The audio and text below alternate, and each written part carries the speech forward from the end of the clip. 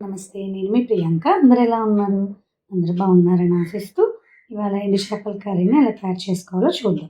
కావాల్సినవి 4, 5 వంకాయలు, ఒక దోసకాయ, కట్ చేసినటువంటి ఎండు చేపల ముక్కలు, 2, 3 పచ్చిమిరకాయలు, ఒక పెద్దది ఉల్లిపాయ, 2, 3 టమాటాలు. ప్యాన్ పెట్టుకొని హాఫ్ టీ గ్లాస్ ఆయిల్ వేసుకొని ఆయిల్ వేడయ్యాక ఉల్లిపాయ, పచ్చిమిరకాయలు వేసుకొని మగ్గనివ్వాలి. క్లీన్ చేసుకున్నటువంటి ఎండు చేపల ముక్కల్ని ఈ ఉల్లిపాయ పచ్చిమిరకాయలోకి వేసి 2 నిమిషాలు ఫ్రై చేసుకోవాలి.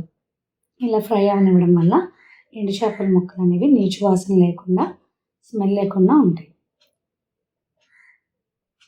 ఈ విధంగా అంతా కూడా ఒకసారి కలుపుకుంటూ ఉండాలి. కలుపుకుంటూ 2 నిమిషాలు వేగనివ్వాలి.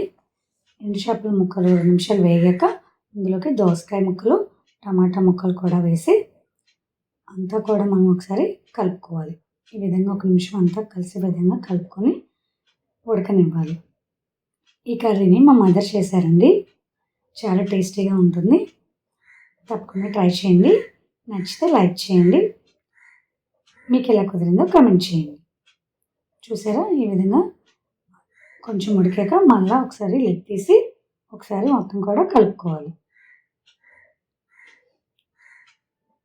ఈ విధంగా ట్రై చేసి చూడండి. ఎండు చేపల కర్రీని ఇష్టపడిన వాళ్ళు కూడా ఇష్టపడతారు. కర్రీ చాలా టేస్టీగా కుదురుతుందండి.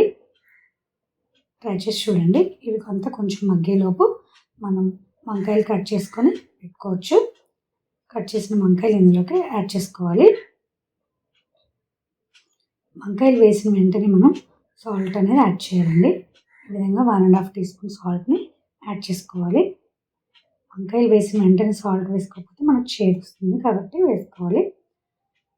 సాల్ట్ వేసాక 3-4 టీ స్పూన్ మసాలా పసుపుని కూడా వేస్తున్నానండి. మీ ఇంట్లో ఒకవేళ మసాలా పసుపు లేకపోతే నార్మల్ పసుపు అయినా వేసుకోవచ్చు.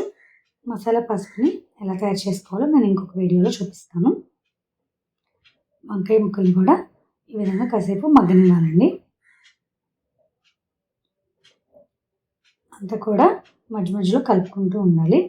వంకాయ ముక్కలు మగ్గాక 1.5 టీ స్పూన్ కారాన్ని యాడ్ చేసుకోవాలి. యాడ్ చేసుకున్నాక అంతా కూడా మనం ఒకసారి కలిసే విధంగా కలుపుకోవాలి. 4-5 చింతపండు రెబ్బల్ని ఒక గిన్నెలో నానబెట్టుకోవాలండి. నానబెట్టుకుని రసం తీసుకొని పక్కన ఉంచుకోవాలి. ఆ చింతపండు రసాన్ని నేను ఇందులోకి వేస్తున్నాను. ఇది ఎసురులాగా యూజ్ అవుతుంది మనకి. ఈ ఎసురు అనేది ఉడకపెట్టాక మనం కట్ చేసినటువంటి కొత్తిమీరలు కూడా వేసుకోవాలి.